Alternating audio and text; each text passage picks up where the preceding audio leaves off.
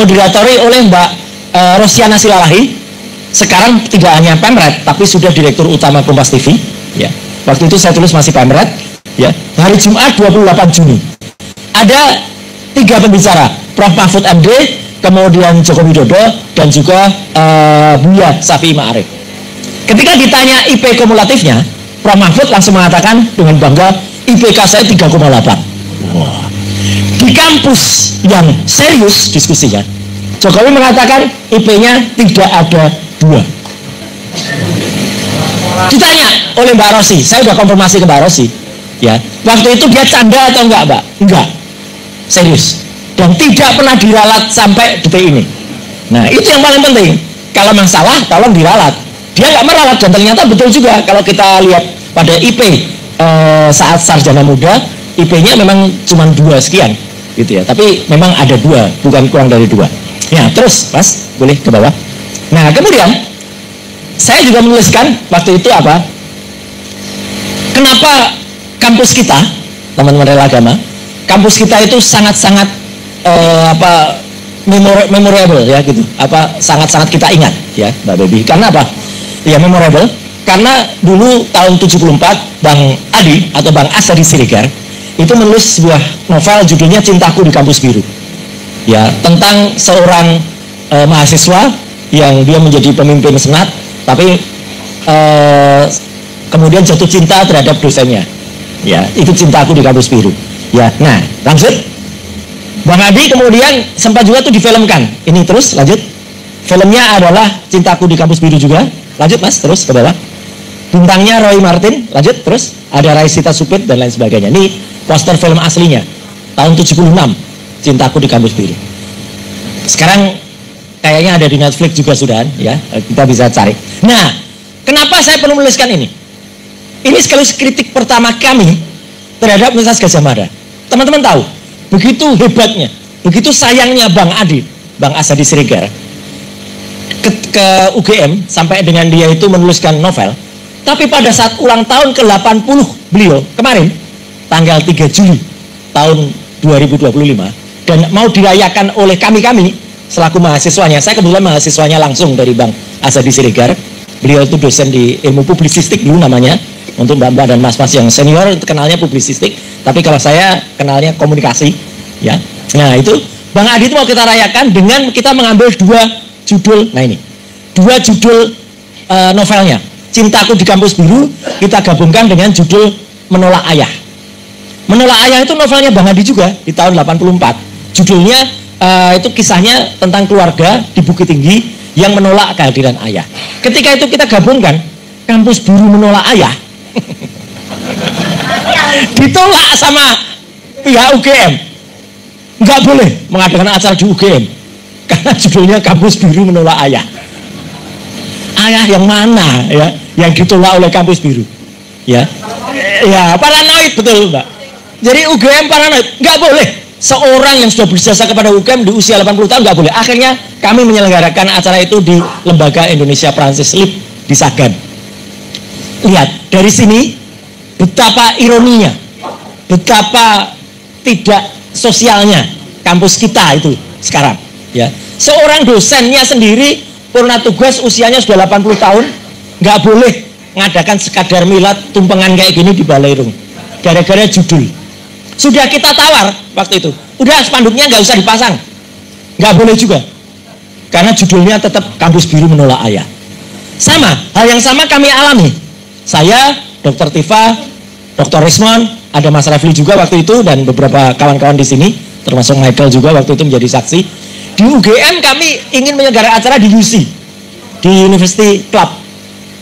Kita sudah DP, kita sudah booking pada tanggal 18 Agustus kemarin. Tahu-tahu malamnya UC didatangi gerombolan berseragam coklat, ya. Parcok, Mbak Linda Parcok. Ya, kemudian esoknya Mbak Tifa dan Mbak siapa yang dapat WA, Mbak Aida atau siapa, ya, dibatalkan. Tapi kami namanya juga ini dikatakan tadi oleh Mbak Baby ya, kami orangnya ngeyel ya. Celebrity of danger, Pak. Oke, nggak boleh di ruang Nusantara, kita di ruang Nusantiri lah. Yang lebih kecil, ya. Gitu. Karena apa? Kita di coffee shopnya aja. Toh tetap namanya UC, ya toh? Ya kita ngobrol di situ sambil makan siang gitu ya. Dan kita makan tahu-tahu sudah 1:30. Ada acaranya jam 2 dan juga pada datang. Ya wes, acara kita lanjutkan di situ aja. Dan di tengah-tengah acara itu di awal, saya tadi makanya bisik-bisik, jangan sampai nanti pas doa tiba-tiba listriknya mati. Listrik dimatikan, AC dimatikan pada saat kita berdoa oleh pengelola tempat. Apa nggak kejam itu? Ya. Tapi alhamdulillah didukung teman-teman YouTuber dan teman-teman media, alhamdulillah lampu mereka, lilin mereka menerangi semangat kami. Ya, itu. Dan itu juga kami lakukan kemarin sebagai ya satir ketika kami melakukan grand launching di tengah pembukaan kita matikan listriknya. Sebelum dimatikan dulu sama kita. Iya itu. Terus kita nyalakan lilin. Ya, Mbak Aida udah nyiapin lilin, terus kita dipakai lilin. Ya, jadi karena apa? Lilin itu menerangi kehidupan kita. Nah, lanjut, Mas. Sebelumnya boleh saya tanya. Apa Mbak Bebe? Ya. Pengecut. Sangat pengecut. Sangat pengecut. Karena kita tanya, alasan pertamanya ini mati jadi pusat. Pusat mana? Saya lihat dari ujung tuh restroomnya nyala kok pusat. Restroomnya nyala, lobbynya nyala. Iya, pusat colokan, betul. Tokennya habis, katanya token UGM kok pakai token dulu. Alasannya ngaco bener. Saya tanya MCB-nya di mana, tapi daripada lama, udah deh kita lanjut. Lanjut Mas. Ya jadi itu pembukaan kita. Terus Mas. Apa? Oh ini baru bab 1. Oke. Oh yang bab lain belum nyampe ya. Oke. Jadi intinya gini teman-teman semua. Buku ini menuliskan juga tentang analisis kita terhadap apa yang selama ini dikemukakan sebagai ijazah. Dan bukan hanya ijazah. Kalau ada pertanyaan, ya sembari Mbak Tifa kirim filenya sebentar, gak apa-apa. Kita kemudian meneliti juga. Kalau mau terbit ijazah, tentu teman-teman semua kan tahu. Gak mungkin ijazah itu mak bedundung, ya, Mbak Bebi, mak jegagi terbit. Gak bisa. Nah ini. Alasannya kemudian kita menulis tentang hak kita, bukan hak kami ya, maaf, hak kita. Ini saya dibantu juga ide ini Pak Agus oleh Pak Kris Komari. Jadi Pak Kris Komari lah yang kemudian memberikan input kepada kami ini untuk hak ini bukan hanya hak nasional, tapi hak internasional. Lanjut, Mas. Jadi sebelumnya saya tuliskan juga, mana ada orang punya ijazah susah-susah dapat ijazah kok tidak bangga. Nggak masuk akal kan Mbak Bebi? Syahroni pun bangga kok punya pakai ijazah. Loh iya tak? Syahroni lagi. Meskipun SMP. Tapi ini fakta. Kalau gambar ini saya dapat langsung dari putrinya beliau. Kalian selama ini di media, itu tampak dari samping nggak jelas. Ini saya dapat dari Mbak Gemala Hatta, dari Mbak Rahmi Hatta. Ini adalah ijazah almarhum Bung Hatta. Jadi kalau di sini ada putrinya Bung Tomo, ya. Nah, ini ada juga ijazahnya Bung Hatta, ya, gitu. Jadi dua pejuang kita, bapak-bapak bangsa kita yang kita banggakan. Ijazah Bung Hatta tadi, ini masih terpampang replikanya di University of Rotterdam, ya, di University of Erasmus yang ada di Rotterdam. Artinya orang luar negeri saja bangga. Jadi saya ingin membuktikan kalau orang punya ijazah itu bangga. Itu niat kami dalam menulis buku ini. Lanjut, Mas. Saya ceritakan kenapa dulu tidak dikulas yang lain. Kan banyak pertanyaan dari para termul. Itu kok ijazah Bung Karno nggak dibahas? Bung Karno itu jelas dari THS, Teknik Khusus ke Bandung. Itu ITB sekarang.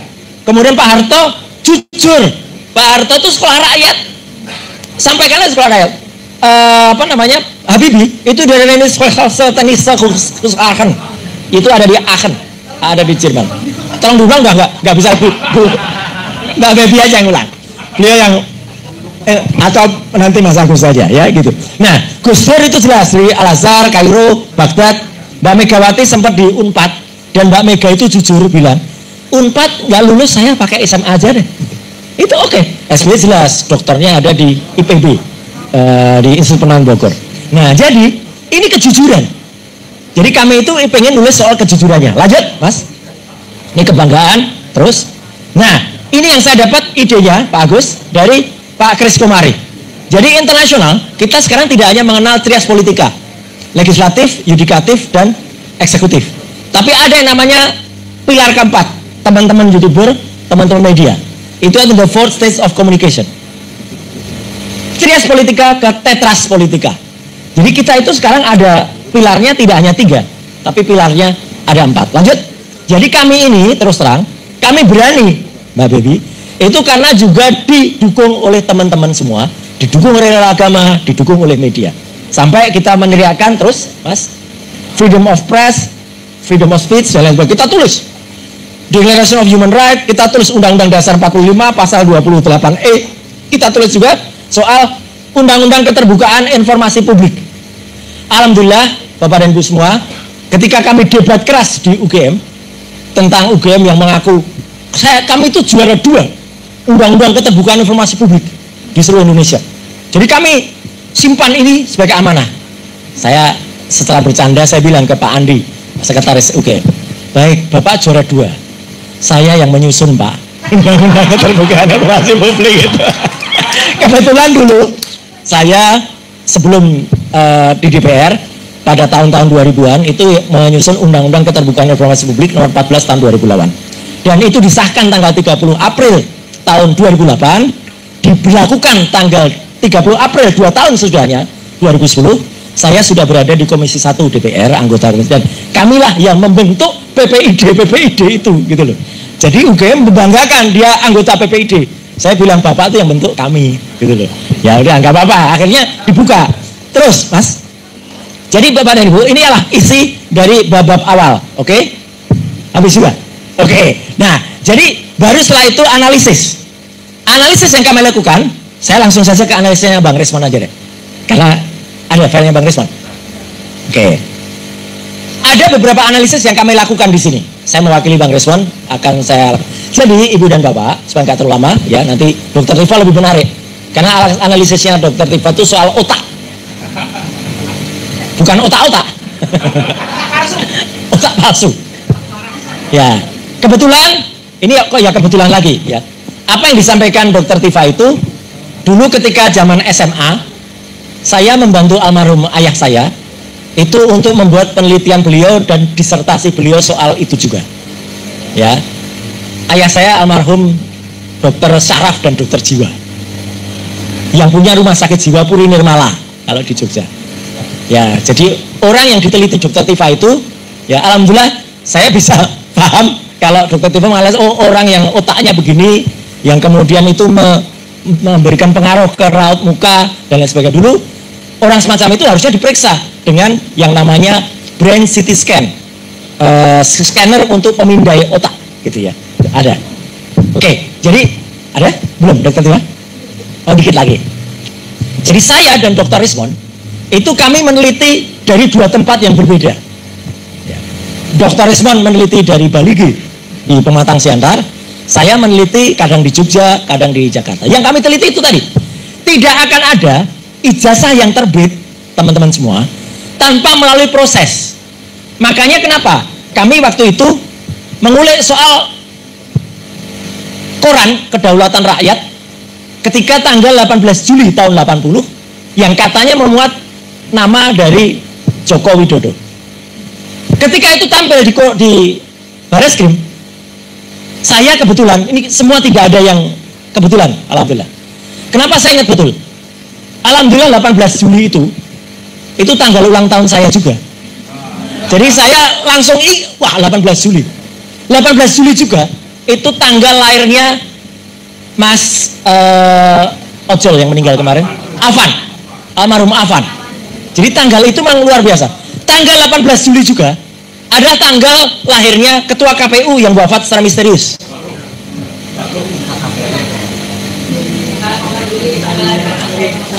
Iya, yang Sumatera yang meninggalnya hitam semuanya, apa ungu. Itu, Kamil, betul. Husni Kamil Manik. Itu 18 Juli juga tanggal lahirnya. Ya, ini lahirnya putranya Dokter Tifa juga. Nah, jadi kenapa itu menarik? Karena Bareskrim kita kan mengemukakan ini hal yang sepele. Ya Mbak Baby, hal yang sepele tapi ini mungkin luput dari perhatian orang. Dengan bangganya koran itu menuliskan, atau edisi korannya yang ditampilkan itu ditulis 18 Juli tanggal 5 puasa. Saya dan Dokter Tifa langsung teriak, palsu ini korannya. Kenapa? Tidak akan ada kata puasa itu ditulis puasa dalam bahasa Jawa. Harusnya pasa, poso. Dan kami sampai mencari ke Jogja. Jahatnya apa? Semua koran KR tahun 1980 sudah lenyap. Di perpustakaan wilayah di Malioboro diambil. Di perpustakaan yang ada di Panjanti nggak ada, diambil juga. Di KR juga katanya kebanjiran, korannya nggak ada. Nah itu mungkin kami cari nanti. Jadi kami yakin betul itu pasti rekayasa. Yang benar adalah pasa, bukan puasa. Perekayasanya kurang pintar. Itu satu, mulai dari awal. Ya. Yang kedua, oke mas, terus. Ya terus. Ya terus aja dulu. Nah ini malah yang agak komplit. Terus. Nah udah ini aja. Nah ini habis dari sini lanjut terus mas. Alhamdulillah yang ini yang komplit. Terus. Tadi. Kita juga sedikit mengulas meskipun gak kita tentang dua korban dari Jokowi sebelumnya, yaitu Gus Nur dan Bambang Trimulyono. Kita tulis semuanya. Ya, ada kasus Jokowi undercover dan juga sumpah mubahalahnya Gus Nur. Ada fotonya juga ketika sumpah mubahalah. Jadi kalau ada orang-orang melihat mana katanya nggak ada. Semua jadi buku ini kami susun dengan hati-hati, dengan sangat teliti, dan kami tidak menggunakan ini disclaimer kami ya, atau ini penegasan kami. Kami tidak menggunakan akal imitasi atau AI. AI itu kan akal imitasi, ya kan? Artificial intelligence. Enggak, karena semua ini kami tulis, terus mas, dengan fakta dan data yang ada. Termasuk kalau teman-teman pengen membaca perjalanannya Bambang Tri, atas lagi sedikit mas, ya tentang bagaimana nomor pengadilan negerinya, nomor berapa. Nah ini semua ada. Itu juga berkat bantuan dari sahabat-sahabat lawyer-lawyer kami ini, ya, yang sebagian dari beliau-beliau itu adalah pembelanya Bambang Tri juga, gitu ya. Jadi saya tanya nomor PN-nya berapa, tanggalnya berapa. Jadi nggak mudah menyusun ini, karena kami harus tidak boleh salah, meskipun pasti ada yang salah. Karena saya tahu, Bapak Ibu, teman-teman semua, Kamas, Mbak Yu semua, kami salah sedikit saja, pasti besok ini habis-habisan, itu salah itu. Enggak, kami sangat berhati-hati. Lanjut, terus sampai Undang-Undang ITE. Nah, kemudian kenapa ada pelaporan dari tim pembela ulama dan aktivis TPUA ke Barreskrim? Lanjut, terus fotonya ketika melaporkan saja ada, ini foto aktualnya. Ada juga Egy Sujana, ini Mas Medi ini, fakta ini. Ini Mbak Mary juga ada di sini. Ini fakta, terciduk di sini. Ini Pak Rizal Fadilah, ya, teman-teman semua itu ada. Jadi artinya kami ini, saya, Rismond dan Tifa, sebenarnya kami itu adalah ahli yang waktu itu dilibatkan, diajak oleh TPUA untuk membersamai laporan ini. TPUA melaporkan ijazah palsu Jokowi. Nah, lanjut, Mas. Terus ini tanggal-tanggalnya semua ada, perjalanannya ada. Kemudian, nah, sampai kemana dibalas oleh Jokowi yang mendadak melaporkan kami ke Polda Metro Jaya, dan lihat loket melaporkannya, loket apa ini? Pelayanan kehilangan. Kehilangan malu, kehilangan etiknya dia. Dan itulah yang mendadak kemudian digercep oleh kepolisian, sehingga membuat kami dari statusnya terlapor semuanya. Dan laporan TPUA tadi sekarang sudah diberhentikan. Apa nggak jahat itu? Kita sempat challenge dengan gelar perkara khusus, tapi kebohongan lagi terjadi. Di gelar perkara khusus, UGM yang tadinya nggak ikut, tiba-tiba ikut pada sore harinya. Jadi dia nggak mau ikut di awal, dia ikut sore harinya, dan kemudian katanya menolak pemaparan kami. Lanjut, terus saja. Nah ini kemudian berbagai analisis. Teman-teman semua, sebenarnya bukan kami yang pertama. Lanjut, yang menunjukkan itu, maaf mas, adalah Dekan Fakultas Kehutanan UGM sendiri, Dr. Sigit Sunarta. Pada bulan Oktober tahun 2022, dia menunjukkan fotokopi ijazah Joko Widodo. Saya katakan Sigit Sunarta benar, harusnya yang menunjukkan, karena sebagai pihak kampus harus berani menunjukkan. Bukan seperti kemarin, ada dua podcast, yang satu panjangnya 4 menit oleh Rektor UGM, Prof. Ova, satu lagi oleh 3 orang, ada Sigit Sunarta juga, ada Rektor, ada Mbak Prof. Ening. Sama sekali 33 menit itu abal-abal, Nggak ada satupun bentuk yang ditunjukkan.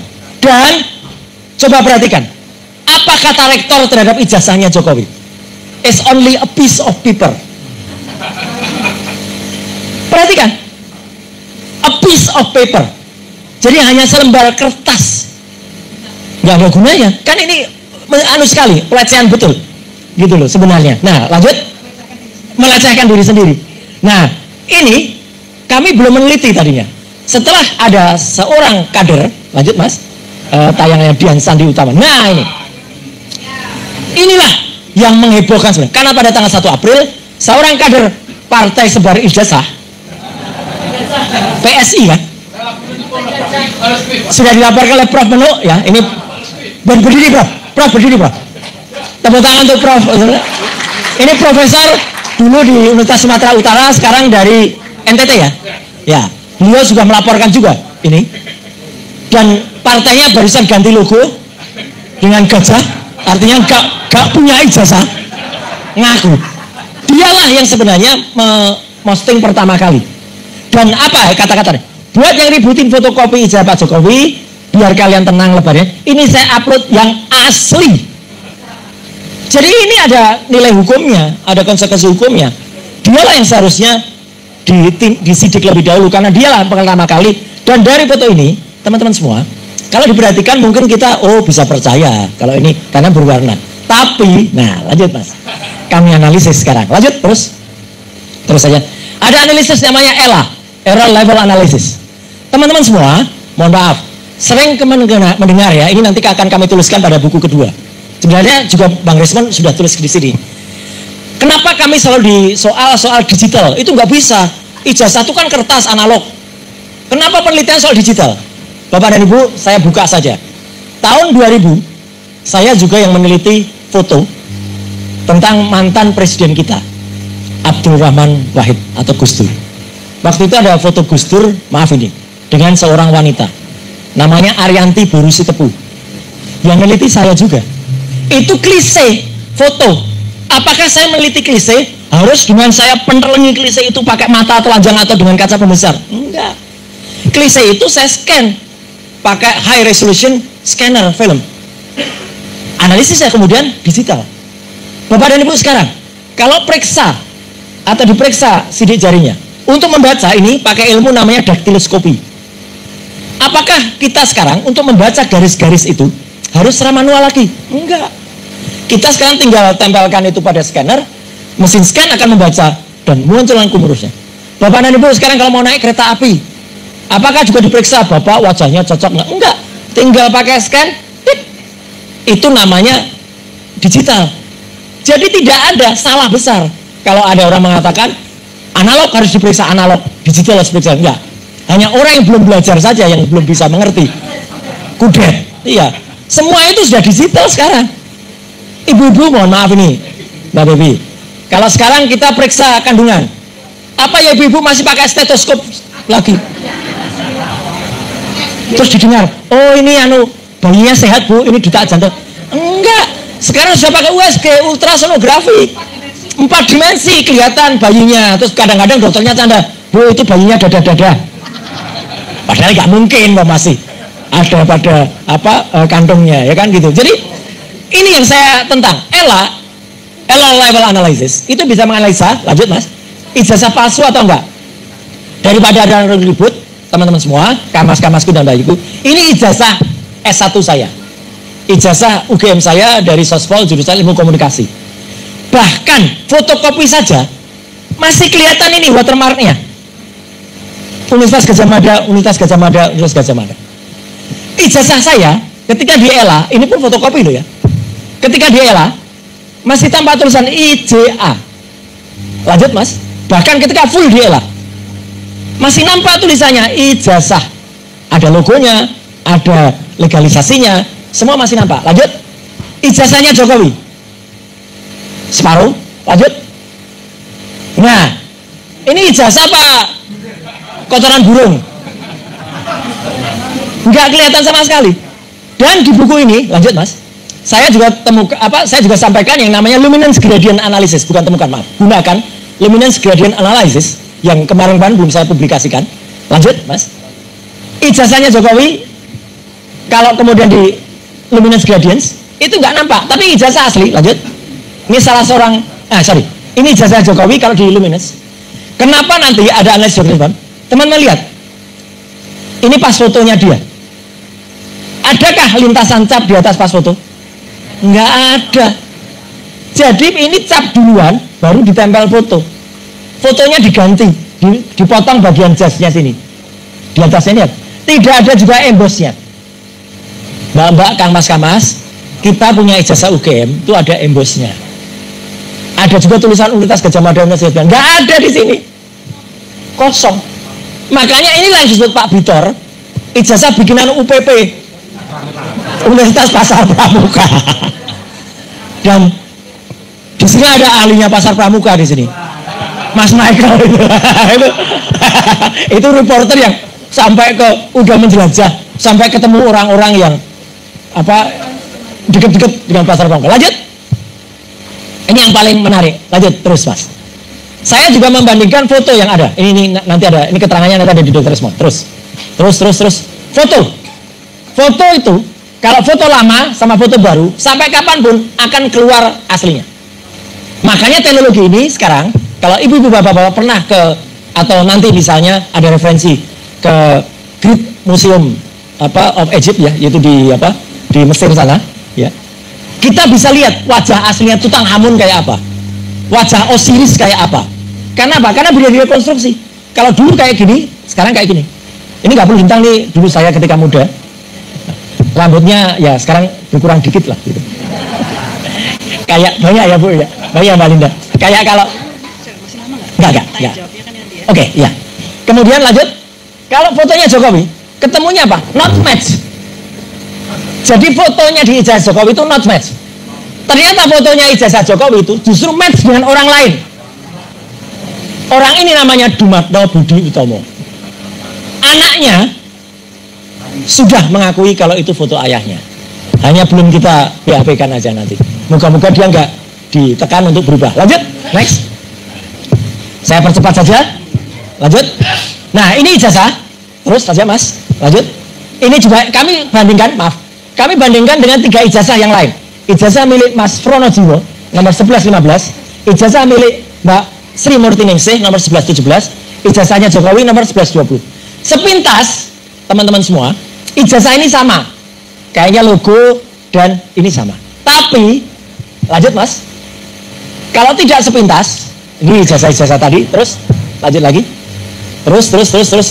Nah, naik lagi dikit. Nah, lihat apa yang terjadi.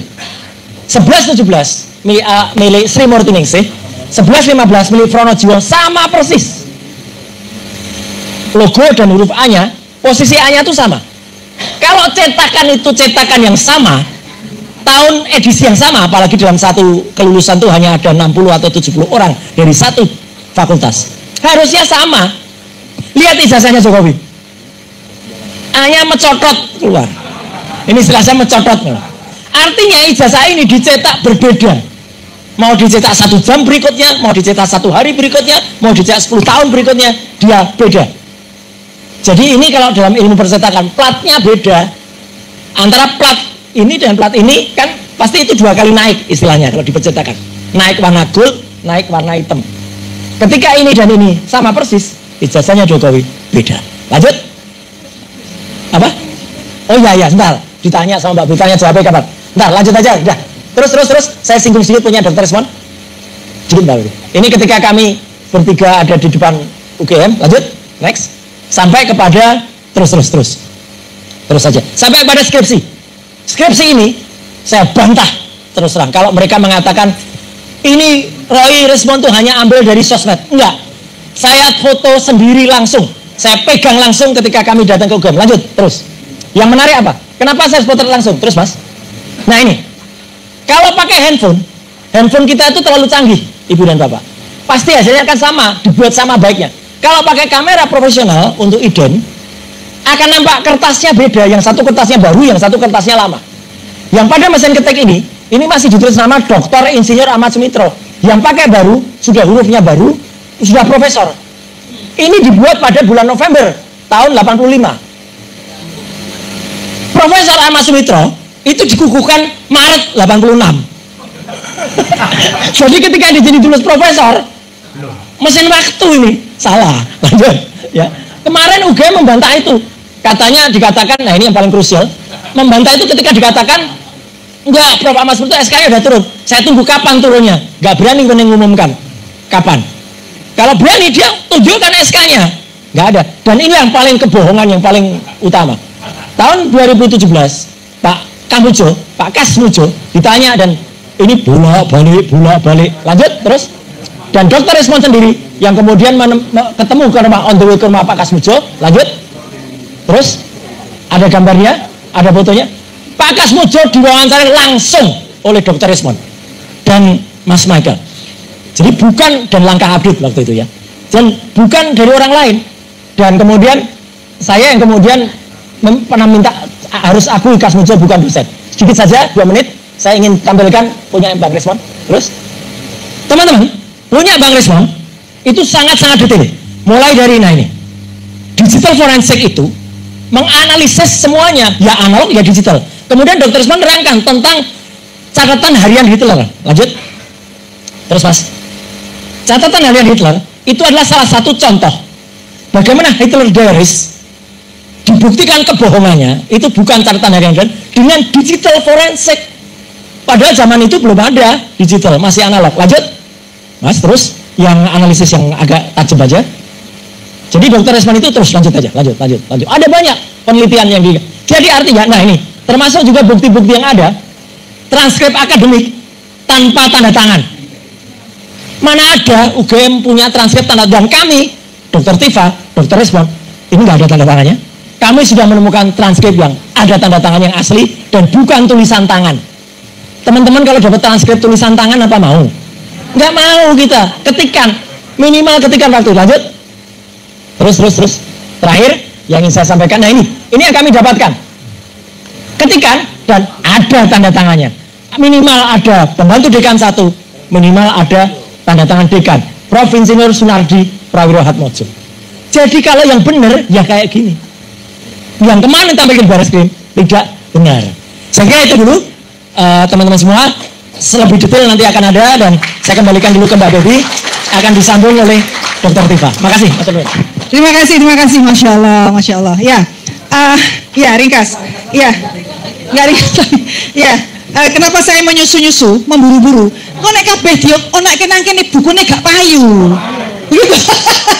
Ya, oke. Tapi sebelum saya ke Dr. Tifa, saya mau tanya sama Bang Refli sebagai seorang ahli ahli wanita Usalaya. Saya punya pertanyaan begini. Kenapa? Ini kan banyak sekali kesalahan ya. Artinya apa yang mereka rekayasa itu banyak sekali kelemahannya yang bisa ditemukan oleh para ahli. Yang saya mau tanyakan ke Mas Refli kalau beliau ahli nujum adalah kok berani? Artinya ada kekuatan apa sehingga mereka berani sembarangan? Kira-kira apa menurut Anda? Beraninya karena Kapolri belum diganti. Jadi ya kalau Kapolrinya diganti saya kira enggak ya. Mas Refli lulusan UGM tahun berapa? Tahun 94 95 di wisudanya. Itu asli. Gimana enggak asli? Saya pernah ketua BEM. Cuman namanya bukan Refli Harun ya namanya. Jadi, iya sebenarnya sederhananya kan adalah bahwa Kapolri atau jajaran penegak hukum masih dikuasai geng Solo, itu aja sebenarnya. Iya. Dan Prabowo tidak mau intervensi langsung. Nah, saya membayangkan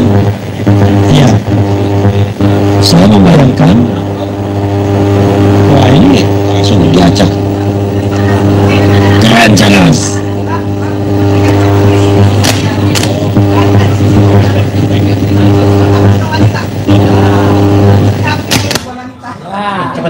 Kalau dekat laki-laki agak alergi saya malah. Jadi ya ini kan soal relasi kekuasaan ya, bahwa walaupun Prabowo sudah berkuasa dilantik sebagai presiden, tetapi kan kita tahu kan Prabowo dan Jokowi itu masih punya relasi kekuasaan dan Jokowi masih memegang saham yang banyak. Kapolri, Panglima TNI itu kan semua dipilih oleh era Jokowi sesungguhnya, dan kita bahwa memang perilaku kekuasaan Jokowi ini adalah beda sama SBY. Ketika SBY step down, dia tidak lagi cawe-cawe dalam pemerintahan karena dia baru sadar pentingnya regenerasi politik 2 tahun setelah pensiun, ketika AHY mau dijadikan gubernur DKI kan. Kalau ini enggak, sadarnya sebelum pensiun ya. Jadi dia udah kelewat sadar, dia sudah dia tempatkan di Sumatera Utara, dia tempatkan sebagai wakil presiden makanya kemarin tanggal 30 Agustus kami membuat sekretariat bersama. 2 saja agendanya. 1, setuju bilangnya nanti ya. 1, adili Jokowi. Setuju nggak? 2, makzulkan Gibran. Nah, bonus tambahannya adalah copot Kapolri. Nah, itu aja. Nah, kalau itu sudah selesai semua, beres. Beliau ini bahkan jadi pahlawan nasional, jangan-jangan nanti. Satu lagi ya. Oke, satu lagi pertanyaan ya, ringkas ya Mas ya. Adanya kekuatan Kapolri dan lain-lain itu, apakah ada hubungan dengan uang besar dari pemodal? Ya, tentu pertanyaan yang paling mendasar adalah ketika orang tidak lagi berkuasa, apa yang menyebabkan dia masih powerful kan? Itu sederhana kan? Jadi kekuatan itu kan driven by, kalau nggak kekuasaan, logistik. Nah, ketika kekuasaannya sudah tidak ada lagi, tetapi dia masih powerful, maka ya patut diduga logistiknya banyaknya minta ampun, ya kan? Kalau cuma mau membeli Jokowi's White Paper, saya kira satu ruangan ini sampai Jati Padang semuanya ini nggak akan cukup menampungnya, karena saking banyak uangnya. Itu termasuk yang kemarin gerakan itu juga pasti dari pemodal ya? Soalnya kan sporadis di seluruh, hampir serempak di seluruh. Nah, kalau demo mahasiswa kita harus hati-hati ya. Saya tidak ingin mengkondem masyarakat. Saya menganggap 2 hal saja.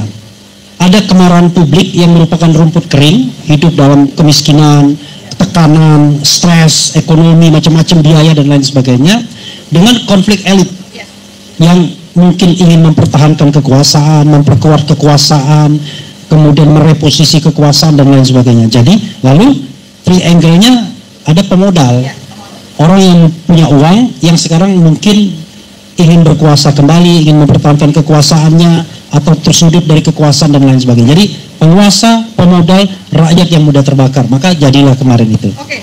Thank you, tepuk tangan buat Bang Refli. Nanti setelah Dr. Tifa bicara, satu lagi pertanyaan untuk Anda ya. Oke, silakan duduk kembali ke tempat yang disediakan. Ya, yang tidak ada wanitanya. Di tengah-tengah pria, ya. Agak garing-garing dikit lah. Ini di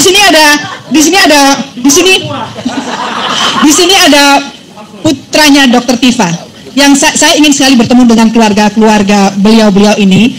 Kok bisa ya mewakafkan dalam tanda kutip ya bapak dan ibu mereka untuk menjadi seorang pejuang yang resikonya luar biasa.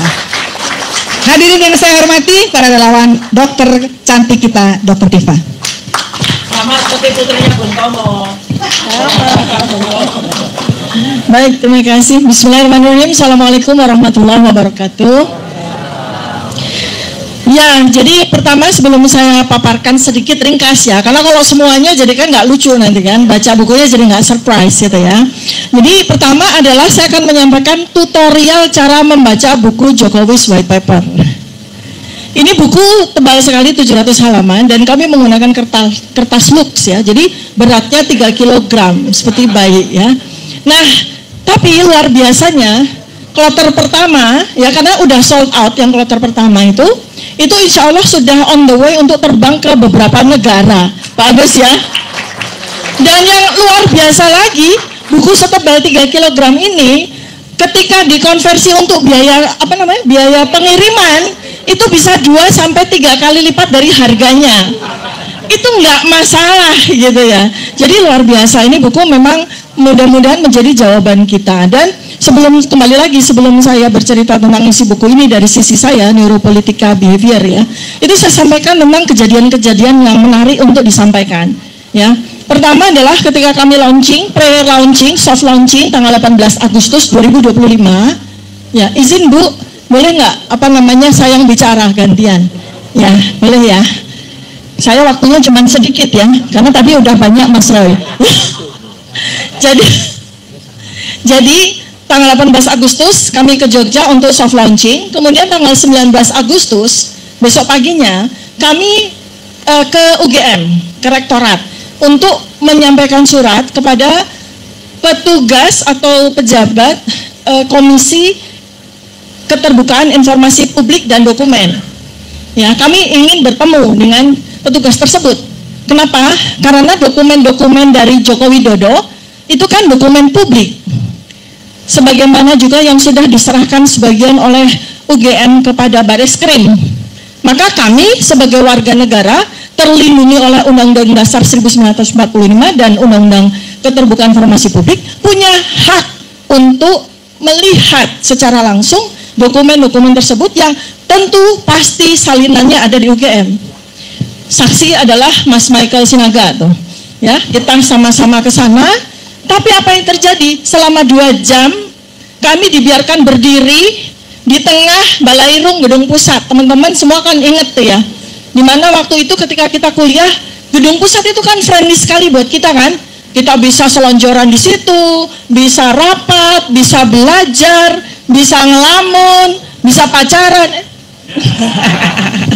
Pokoknya Gedung Pusat itu adalah milik semuanya ya.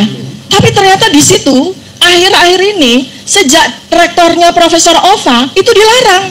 Mahasiswa tidak boleh ada di situ.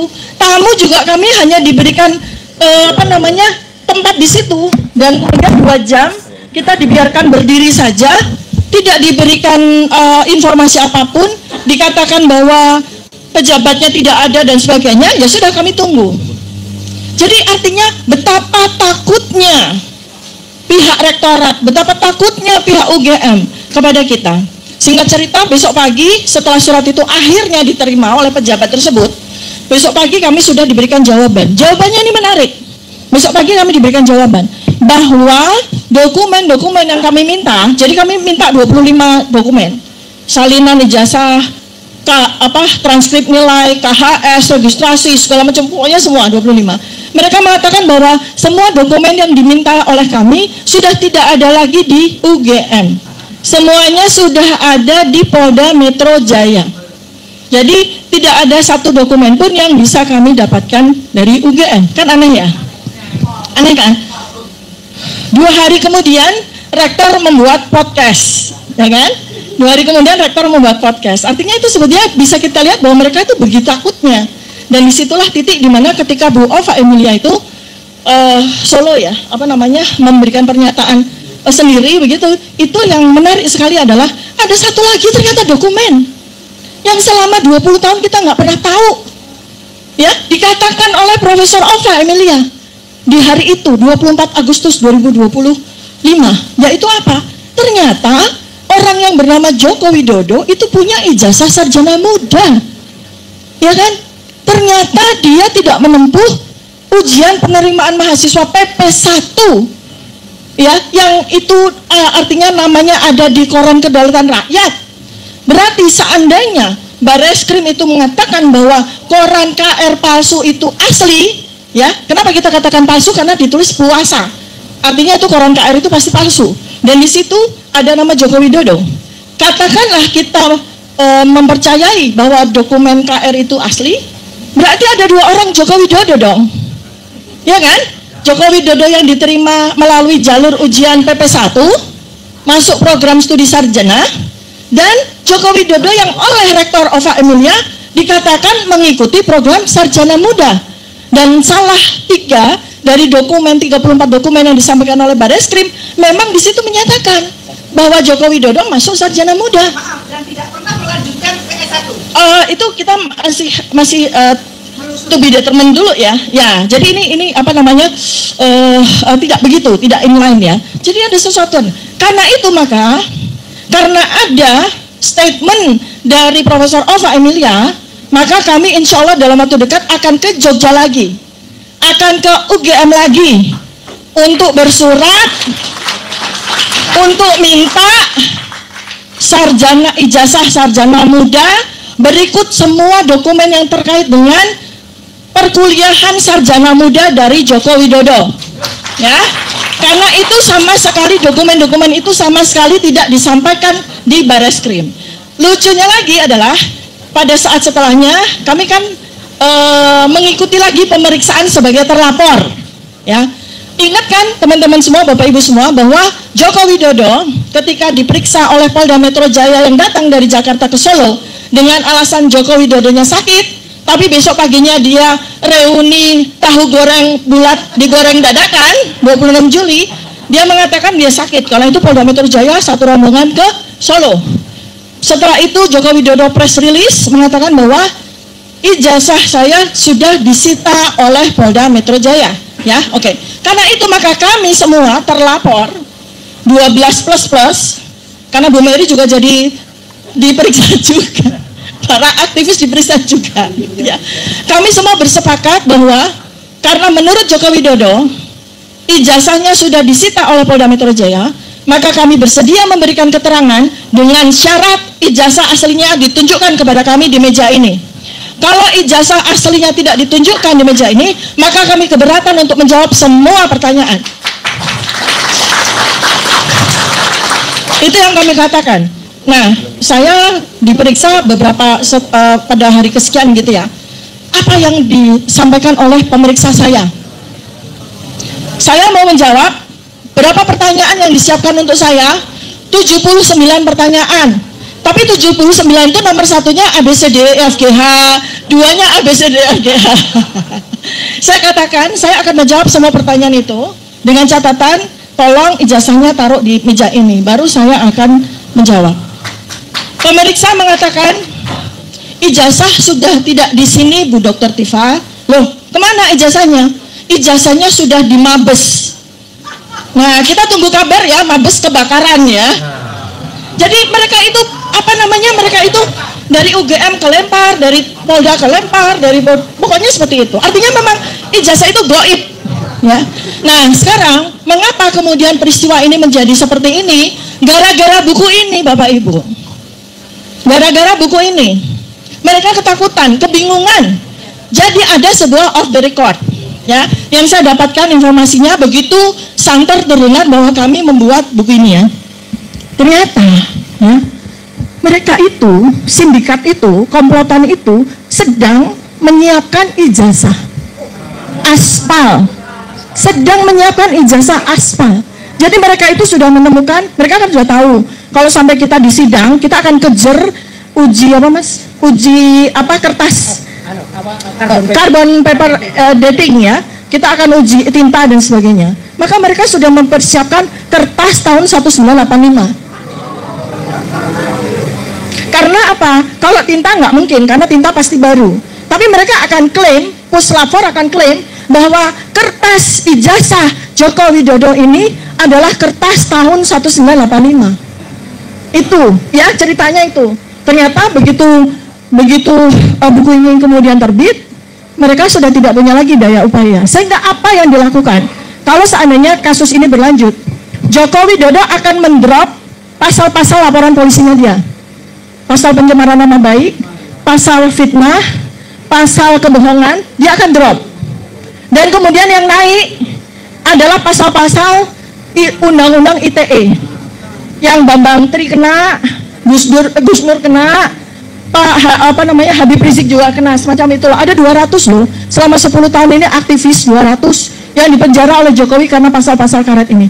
Jadi kami itu disasar itu. Jadi saya mau jawab Mbak Baby tadi tanya di ruang sana, kenapa Dr. Tifa kok sangat berani? Saya bilang begini, kalau seseorang itu sudah diancam pasal 6 tahun, 8 tahun, 12 tahun, di mana syaratnya adalah ketika proses persidangan itu kami ditahan, terus apa yang bikin kami takut? Apa yang bikin kami takut? Apa lagi yang bikin kami takut? Oh, kami sudah diancam pasal 6 tahun, 8 tahun, 12 tahun, dan selama persidangan yang berbulan-bulan itu kami ditahan. Ngapain lagi saya takut? Kan begitu ya? Nah, kedua yang bikin saya berani, ini manusia sebelah saya ini. Ini sahabat saya, kakak saya ini. Beliau itu sudah pernah kena kriminalisasi. Loh kok ketawa mulu di TV, ketawa, kita ketemu ketawa. Ya kan? Terus saya sampai mikir kalau melihat beliau gini, jangan-jangan penjara itu enak ya. Saya jadi artinya apa? Hal-hal itulah yang qadarullah ya, disiapkan oleh Allah Subhanahu wa taala. Kalau seandainya RRT itu yang R pertama itu bukan Roy, jangan-jangan saya juga agak ada takutnya gitu ya. Tapi karena R pertama itu Roy, saya jadi kehilangan rasa takut. Nah, gitu. Terus berikutnya lagi juga ya dorongan dari teman-teman beragama dan sebagainya ini yang membuat makin hari kami makin berani. Ya udah, kita ungkap dengan sebenar-benarnya aja. Memang apa yang ada di depan kami? Yang penting apa? Dimanapun kami berada, buku ini mewakili kebenaran. Dimanapun kami berada, buku ini sudah mewakili kami. Dan nyatanya, Joko Widodo takut, UGM takut, Barreskrim takut. Ya, oke, sekarang saya ke materi saya, 10 menit. Ya, kata Bang Said dulu, Jokowi salah pilih lawan. Sekarang saya masuk pada bagian yang ketiga. Ini ilmu baru di Indonesia, ilmu agak baru di dunia ya. Tapi ini juga kemudian yang bikin ketakutan ya ini, selain penjabaran dari riset dari Mas Roy, riset dari Rismon, tambah lagi yang terakhir riset neuropolitika yang saya lakukan. Jadi intinya teman-teman semuanya, kalau ilmu neuropolitika ini sudah diketahui oleh orang banyak, sudah menjadi sebuah ilmu yang lazim, nggak ada orang bisa bohong. Ceritanya itu, nggak ada orang bisa bohong. Oh saya sarjana kehutanan, saya kayu, nggak ada. Karena ilmu ini akan membuat tidak ada satupun orang bisa bohong. Kenapa? Karena wajah adalah dokumen yang tidak bisa bohong. Ya, satu ya, wajah adalah dokumen terbuka yang nggak bisa bohong. Ketika dia bicara tentang sesuatu yang tidak sesuai fakta, wajah akan mengungkapkan sebaliknya. Ya, itu satu. Kemudian yang kedua adalah narasi. Orang bisa berbohong dengan narasi, tapi otak tidak mampu berbohong tentang narasi. Itulah ilmu neuropolitika. Nah, ini ya, jadi Anda bisa lihat bahwa kalaupun dokumen itu seakan-akan asli, gitu kan ya, tapi ketika seseorang yang mengaku bahwa dia punya dokumen itu berkata tentang dokumennya, disitulah kepalsuan itu terlihat. Ya, contoh seperti tadi ada foto yang sangat legendaris, itulah yang membuat kemudian saya bertanya-tanya, tapi belum memulai penelitian saya. Ketika Joko Widodo datang reuni di UGM tahun 2017 dengan penuh kebohongan ya. Tadi itu yang memantik kecurigaan saya. Tapi saya belum tergerak untuk melakukan penelitian. Yang memantik adalah narasi-narasi dan wajah ketika itu di tahun 2017. Itu saya belum mendalami ilmu neuropolitika. Saya belum mendalami ilmu face action coding system yang saya tulis di sini, saya belum. Cuma karena saya adalah seorang peneliti molekuler, saya biasa melihat hal-hal yang kecil-kecil, ya. Dari mulai bagaimana dia bersikap, gesturnya, face language-nya, body language-nya, itu nggak sinkron. Seakan-akan dia baru pertama kali memasuki situasi kuliah, situasi kampus, yang kalau kita sebagai alumni UGM, ya, itu bukan kita yang hadir, tapi memori kita yang hadir. Nah, secara ilmu otak, lanjut deh. Ini yang gambar otak, penur otak terus. Nah, ini itu yang tadi. Nih ya, di ilmu otak ini makanya supaya teman-teman yang hadir di sini jangan pernah membohongi istri atau suami lagi ya. Jadi gini. Memori itu ada dua tempat produksi memori ya. Memori di prefrontal cortex, di pusat kecerdasan di depan, dan memori di hipokampus, di tengah otak. Nah, kalau kita mengingat peristiwa puluhan tahun yang lalu, maka yang akan bicara sebagai narasi adalah memori yang ada di hipokampus, di tengah otak. Nah, bukan memori yang ada di prefrontal cortex. Pada waktu tahun 2017, dosen pembimbing skripsi saya Bapak Insinyur Kasmujo kali gitu kan. Ya saya disuruh balik lagi ya. Kalau kemudian Bapak Ibu nanti mempelajari isi buku saya akan tahu bahwa narasi-narasi itu tidak sinkron dengan face language-nya dia. Ya, itu yang di ilmu ini yang saya sampaikan. Dari situ karena saya sudah terlatih, maka saya sudah merasakan ada sebuah kejanggalan di situ. Kemudian ditambah lagi dengan 4 tahun kemudian tahun 2022 ketika rektor lagi-lagi Ova Emilia membuat pernyataan pers ya. Karena waktu itu kan peristiwa Bambang Tri dikriminalisasi untuk kedua kalinya. Jadi kemudian Oktober 2022 rektor Ova Emilia menyatakan konferensi pers. Duduk semua rektorat tanpa satu lembar pun dokumen. Hanya menyatakan bahwa kami meyakini bahwa Insinyur Haji Joko Widodo adalah alumni Fakultas Kehutanan Universitas Gadjah Mada. Begitu aja. Seorang ilmuwan, profesor di institusi kelembagaan pendidikan ternama menyatakan sebuah hal yang bersifat saintifik tanpa scientific evidence sama sekali, tanpa dokumen sama sekali. How come kita mau percaya? Kan itu ya. Nah, di titik itulah saya memulai penelitian saya. Kebetulan saya sudah masuk ke Fakultas Ilmu Sosial Ilmu Politik di Universitas Padjadjaran untuk S3 saya yang kedua. Nah, itu menjadi kajian saya neuropolitika. Mohon doanya sebentar lagi saya promosi ya. Ilmunya neuropolitika. Nanti kami akan kembangkan di Padjadjaran ilmu neuropolitika. Nah, disitulah Bapak Ibu saya memulai penelitian saya dan secara terpisah Mas Roy juga memulai penelitian beliau. Secara terpisah, Rismond berikutnya kita ketemu di tanggal 15 April 2025 untuk yang pertama kali dengan manuskrip kita masing-masing. Luar biasa ya. Allah itu memberikan. Nah, disitulah kemudian saya sampaikan kepada Bapak Ibu semuanya ya. Otak itu adalah perangkat luar biasa milik manusia yang sebetulnya nggak bisa bohong. Mulut yang bisa bohong.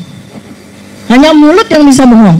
Tapi yang namanya ilmu facial action coding system, mata nggak bisa bohong. Ya. Narasi yang bisa bohong, mulut bagaimana dia berucap nggak bisa bohong. Kita buktikan ya, Dek. Yang gambar yang face action coding system. Ini saya pakai statistik ya. Lihat lanjut ini. Nah, ini ya. Namanya cognitive dissonance ya. Semua titik-titik yang ada pada wajah ketika seseorang bernarasi, ketika seseorang tersenyum, ketika seseorang mengkerut, itu adalah bahasa-bahasa otak. Ini yang kemudian saya capture menjadi numbers ya, menjadi angka-angka yang bisa di statistik. Lanjut. Ini tadi ya.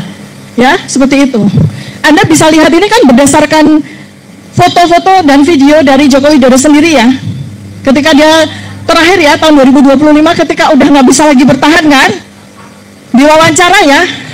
diwawancara kan sama wartawan kan, Pak, Bapak masih dipersoalkan ijazahnya, skripsinya. Nah, iya, nanti KTP saya, nanti SIM saya, kan gitu ya. Nah, ini bahan bagus sekali untuk riset saya. Ya, kemudian ada satu video yang sangat menarik ketika beliau akhirnya mengklaim ya, bukan mengakui, mengklaim. Ya Pak Kasmujo itu memang bukan dosen pembimbing saya. Pak Kasmujo itu bukan dosen pembimbing saya. Dosen pembimbing skripsi saya adalah Profesor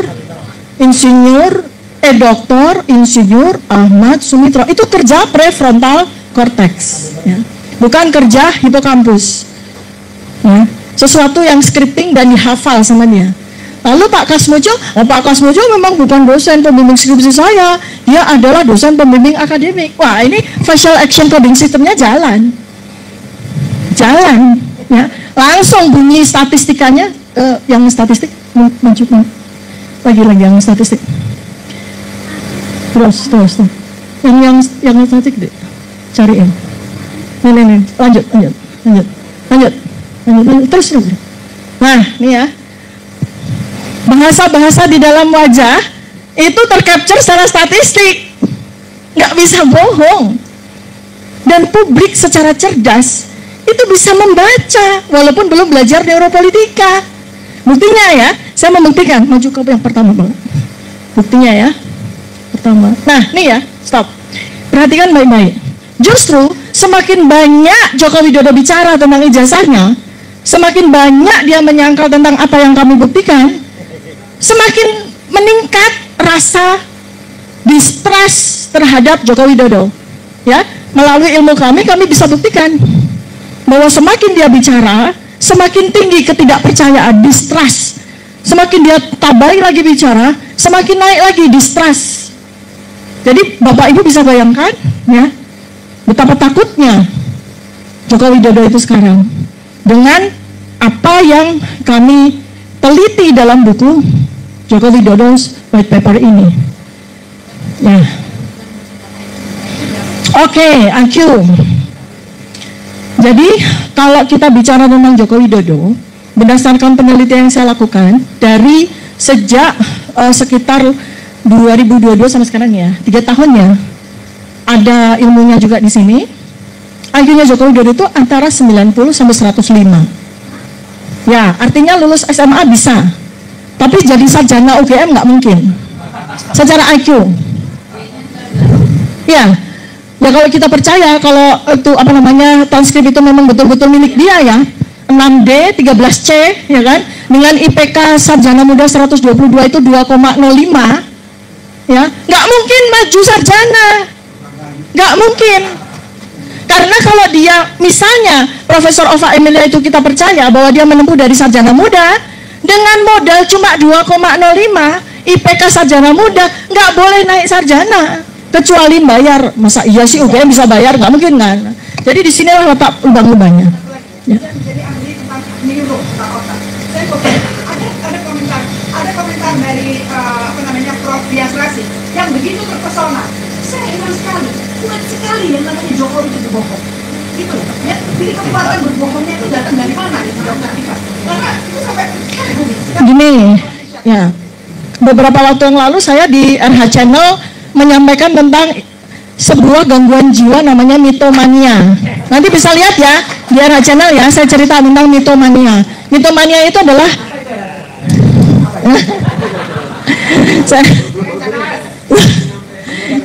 jadi mitomania itu adalah gangguan jiwa ketika seseorang itu membutuhkan dopamin ya, membutuhkan dopamin dengan cara memproduksi kebohongan. Nah, sebetulnya ini hasil dari sebuah adiksi. Adiksi ya, adiksinya itu sama di sini nih, ya, di sistem limbik sama dengan kecanduan merokok, kecanduan narkoba, kecanduan makan, kecanduan berbohong, itu kerusakannya ada. Dan kecanduan itu yang menyebabkan dopaminnya rendah. Untuk bisa dia jadi happy, untuk dia bisa jadi semangat, kan dopamin butuh tinggi. Karena itulah dia memproduksi kebohongan, namanya mitomania. Tapi saya dengan ilmu neuropolitik yang kemudian belakangan saya pelajari, tambah lagi, bukan hanya mitomania, tapi karena memang kognitifnya rendah.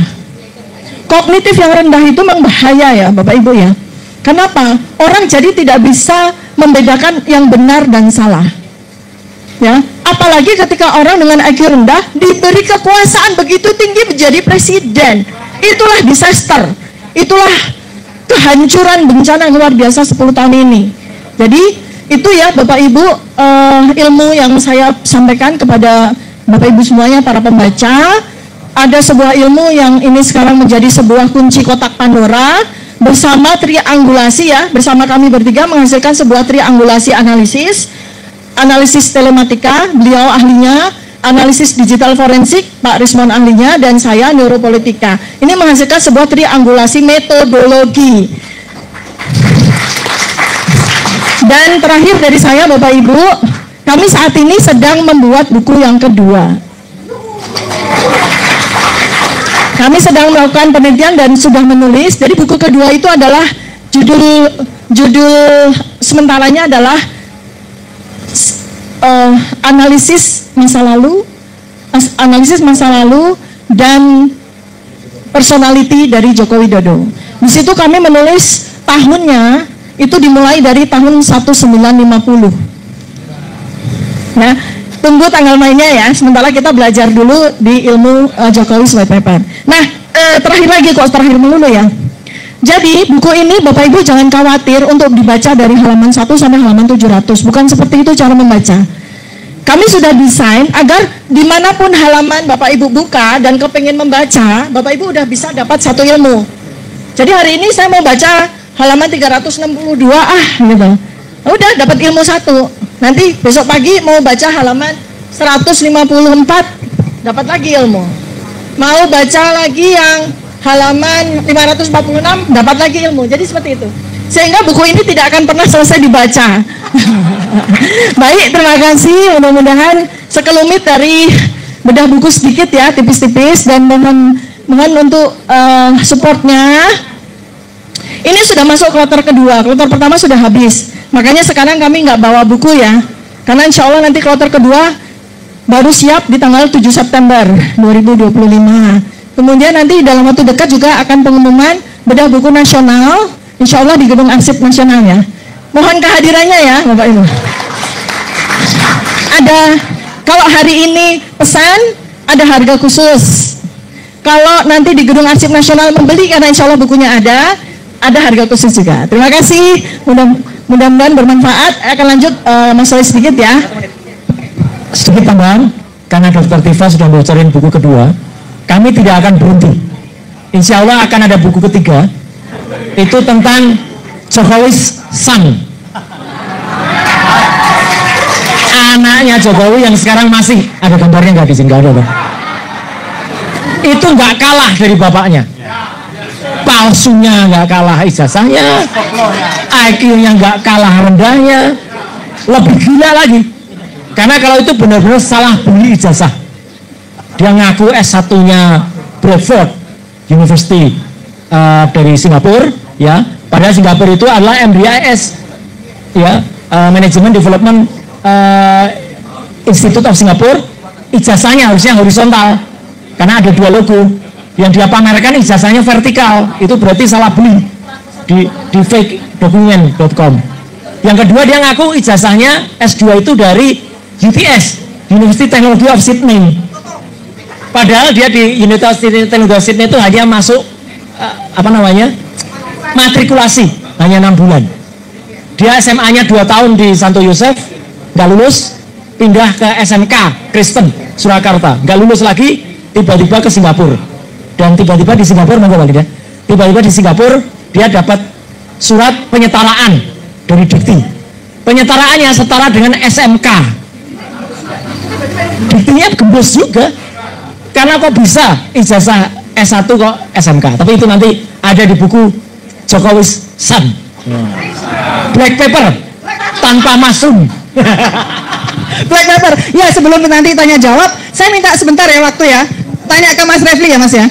Mas, buat saya dan teman-teman yang dari awal sudah melihat bahwa Jokowi is not a leader, dan Jokowi itu secara kompetensi maupun secara attitude itu sangat luar biasa meragukan, ya. Apakah menurut Anda, ya, buku ini adalah klimaks dari perjalanan Jokowi di negeri ini? Silakan Mas. Oh, jadi buku ini bukan klimaks, buku ini baru permulaan. Iya, karena yang lebih seru dari buku ini ada yang disampaikan orang. Bahkan Dr. Tifa juga berusaha mengobservasi, kan. Saya juga sering sekali mendengarnya. Salah satunya ya, saya spin sedikit. Jokowi lebih dari satu orangnya. Itu yang lebih kacau. Nanti. Oke, jadi seperti yang disampaikan oleh Prof. Rias Rasid, ini ada konspirasi besar. Karena tidak mungkin seorang Jokowi kemudian bisa jadi DKI 1, kemudian jadi RI 1, rasanya impossible banget gitu ya, secara tadi kompetensi maupun attitude. Oke, kita buka acara tanya jawab ya.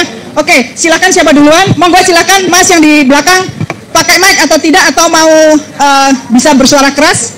Ya, silakan. Bapak bukan Mas. Waalaikumsalam. Ada mic lagi nggak? Satu lagi. Ada mic lagi nggak? Panitia? Adakah?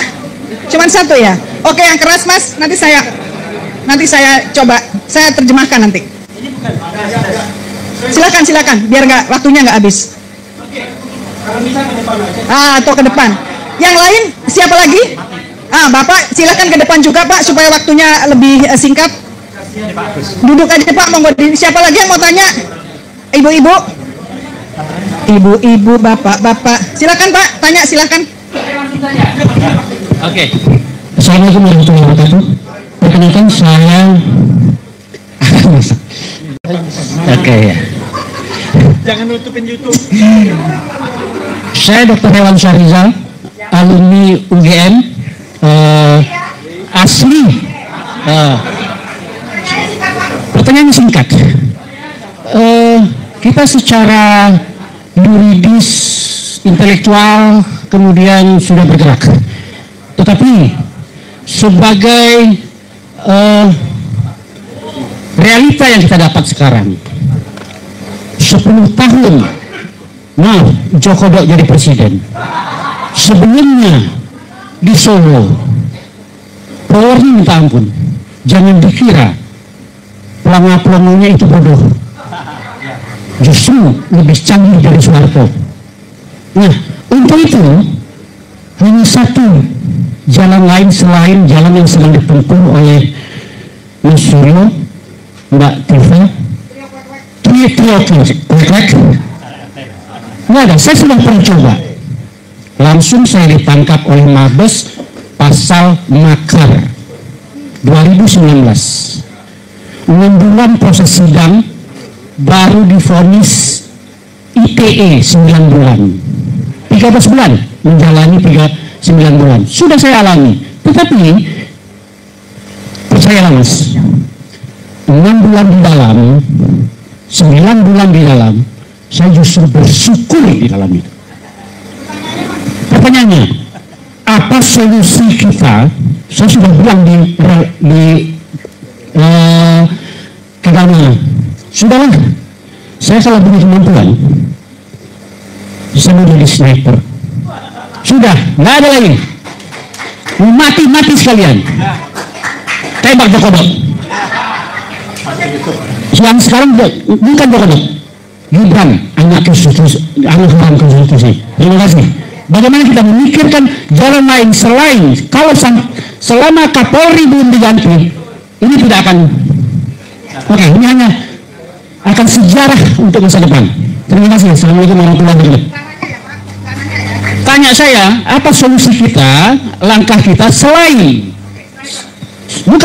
yang kita berjuang sekarang ini? Kalau saya, nggak ada lain kata, sniper, udah. Begini, Bapak-Bapak dan Ibu sekalian, kita harus pahami ya, bahwa ini disiarkan oleh semua YouTuber. Bukan, Anda tidak peduli, tapi YouTubernya yang kemudian kena semua nanti. Saya kan kasihan kan?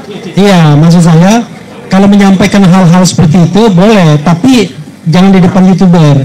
Karena di masa lalu, semua yang kritis itu dicokok, tapi kasihan YouTubernya kena juga, gitu loh ya.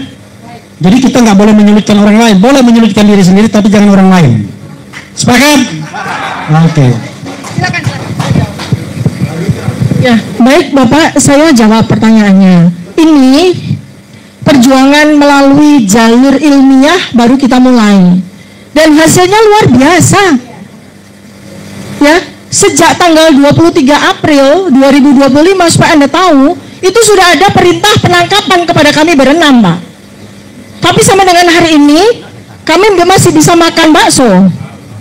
Alhamdulillah. Artinya, ya sudah berjalan. Artinya, apa yang kami lakukan, perjuangan kami dengan menggunakan metodologi ilmiah ini berhasil sampai dengan hari ini. Ya, itu ya.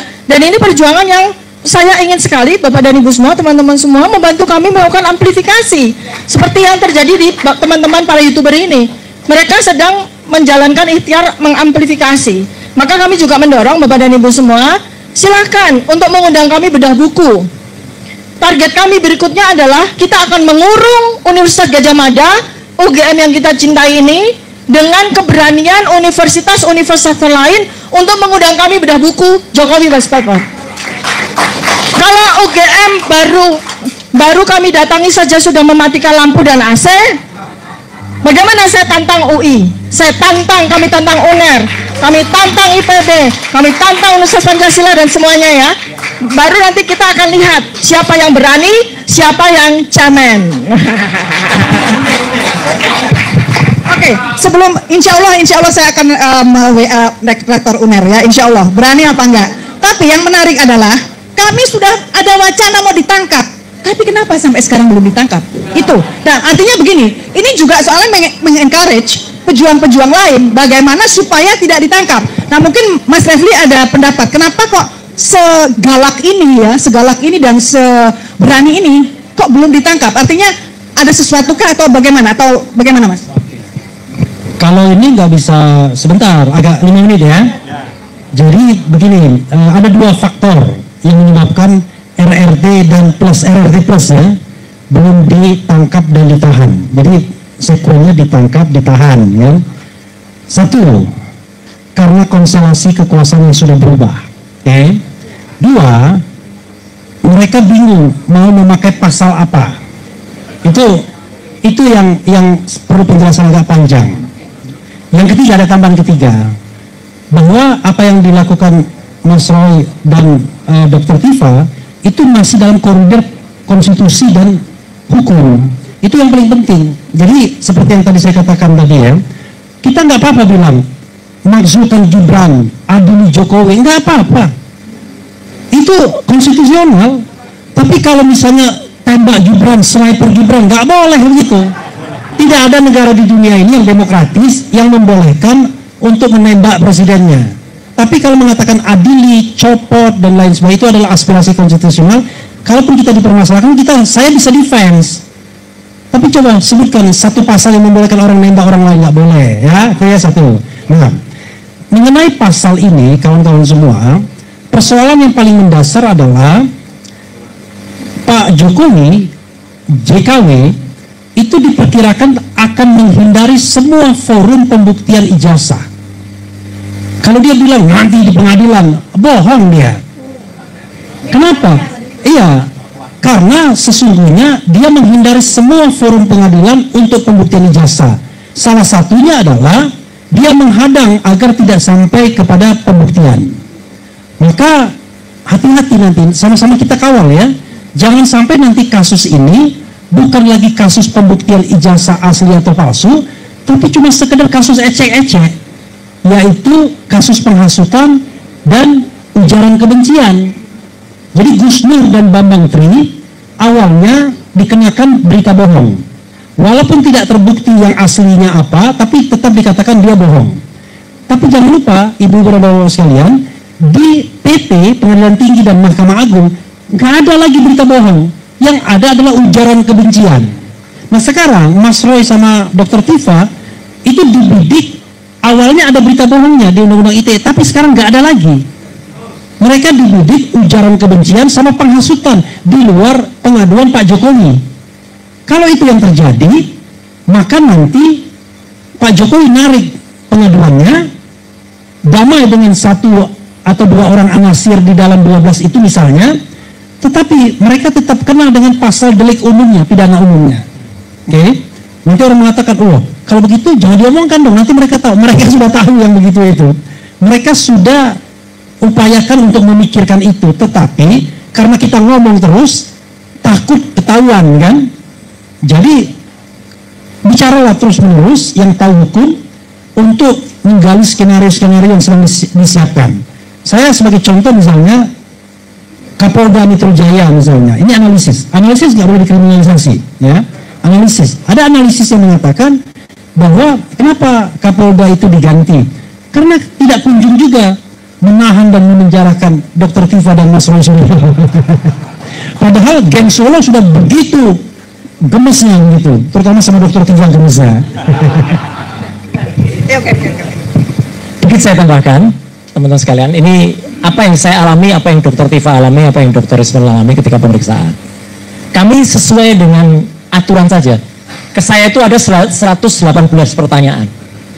Tapi di antara 118 pertanyaan itu, ya, saya tanya ke penyidiknya. Ini kan ada 118. Tanggalnya tanggal berapa? 22 Januari 2025. Ada nggak saya pada tanggal 22 Januari? Tidak ada, Pak. Nah, saya sebagai apa? Saya ganti tanya ke penyidiknya. Saksi, Pak. Saksi itu hanya boleh mengatakan apa yang dia lihat dengan mata kepala dia sendiri dan apa yang dia dengar sendiri. Kita bukan sebagai ahli yang berpendapat. Saya dihadapkan dengan video Dr. Tifa. Saya dihadapkan dengan video Dr. Respon. Saya ada di situ nggak? Nggak ada, Pak.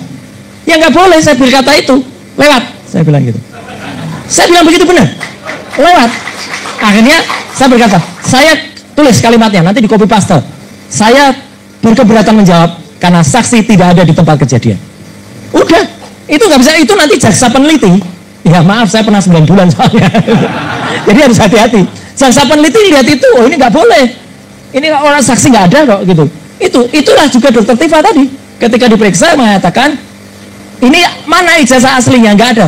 Kami ini diperiksa atas tuduhan ijazah palsu. Ketika ijazahnya nggak ada, itu kan harusnya tidak boleh diteruskan. Selamat datang Pak Hasan kan? Ini beliau barusan datang karena tadi membela kami dalam gugatan Profesor Abal-Abal Paiman. Itu kurang kerjaan juga, pansos juga dia. Di tengah-tengah acara nuntut sama pengacara yang sangat terkenal namanya Farhad Abbas. Melawan Pak Azam ini tadi. Nah, saya terkait. Jadi itu, kami ini berbasis kejujuran, ilmu pengetahuan. Itu primary evidence. Itu aja. Kita tidak boleh kemudian ditanya apapun terus kita jawab semuanya, kita ngarang. Wah, itu namanya ada 37 video yang mau ditunjukkan ke saya. Baca sekelas. Saya lihat saya ada 5 di situ yang terkait. Saya tanya, dari 37 itu separuh saya ada nggak? Nggak ada, Pak.